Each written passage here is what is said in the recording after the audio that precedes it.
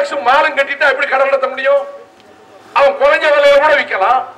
ஒரு காம்ப்ளெக்ஸ் ஒரு மால் கூட நுழைஞ்சு 1000 கடைக்குள்ள போயிட்டு வந்துருவான்.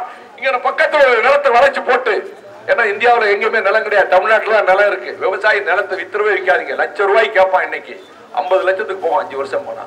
நிலத்தை விற்காதீங்க. சரி, விவசாயிக்கு எந்த வழி? கல் இறக்க அனுமதி கொடு. விஸ்கி பிராந்தி மட்டும் குடிக்க சொல்றீங்கல்ல, எல்லா இடத்துலயும் கல் இறக்கட்டும், விவசாயி பிழைக்கட்டும், தொழிலாளி பிழைக்கட்டும்.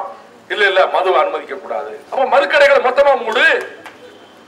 இதை சொன்ன இந்த கல் இறக்கணும்னு சொன்ன உடனே தங்கமாலு, ஐயோ கல்லா, அதை எப்படி இறக்க விடுறது? நாங்க மகாத்மா காந்தியினுடைய பேர பிள்ளைகள், நாங்க எப்படி விடுவோம்? உடனே இங்க போட்டி போடுற வேட்பாளர் நமக்கு ஓட்டே கிடைக்காதுன்னு நினைச்சு, இல்ல இல்ல கல் அதெல்லாம் விடலாம் அப்படின்னு. நாங்க ஓட்டுக்காக சொல்லல, நாங்க முதல் தேர்தல் பிரகடனத்திலே கல் இறக்கணும்னு சொல்லி நாங்க தீர்மானம் பிரகடனத்தில் முதல்ல போட்டோம். மொத்தத்திலே எல்லா தரப்பு மக்களுக்கும் அதிருப்தி இருக்கு, ஒரு கோபம் இருக்கு, வெறுப்பு இருக்கு. கணேசமூர்த்தி இந்த தொகுதியில் நிற்கிற வேட்பாளர் 40 வருஷமா அண்ணாவின் இயக்கத்தில் அண்ணாவின் தம்பியாக இருக்கிறார். அவர் என் மீது கொலைப்பழி சுமத்தி தூக்கி எறிஞ்ச போது அது அநீதியின் என்னோட வந்து 15 வருடம் போராடி இருக்கிறார். இன்னைக்கு தான் கட்சி தொடங்குற நாள், 16வது வருஷம் ஆரம்பம், மே 6.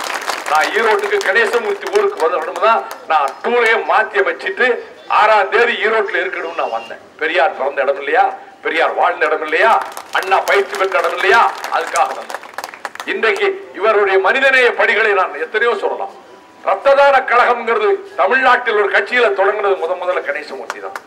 எந்த ஜாதி, எந்த மதம், எந்த கட்சின்னு பார்க்காம ஆபரேஷன் தியேட்டருக்கு போறவன் ஏழை விட்டு பிள்ளைக்கு 5 பாட்டில் ரத்தம் வேணும்னா இலவசமா அனுப்பி வச்சார் பையங்களை.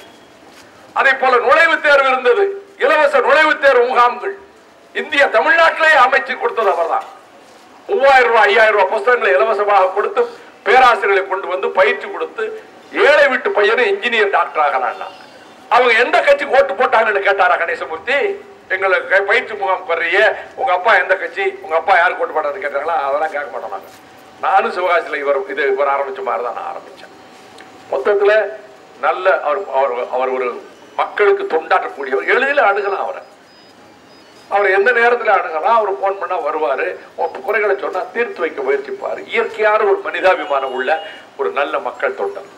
இந்த தொகுதி அதிமுக பொதுச் செயலாளர் எங்களுக்கு போட்டியிட வாய்ப்பு கொடுத்ததற்கு எங்கள் மனமார்ந்த நன்றி அவருக்கு தெரிவித்துக் கொள்கிறோம். கடுமையாக உழைக்கின்ற அதிமுக அடலியர்களுக்கு தெரிவித்துக் கொள்கிறோம்.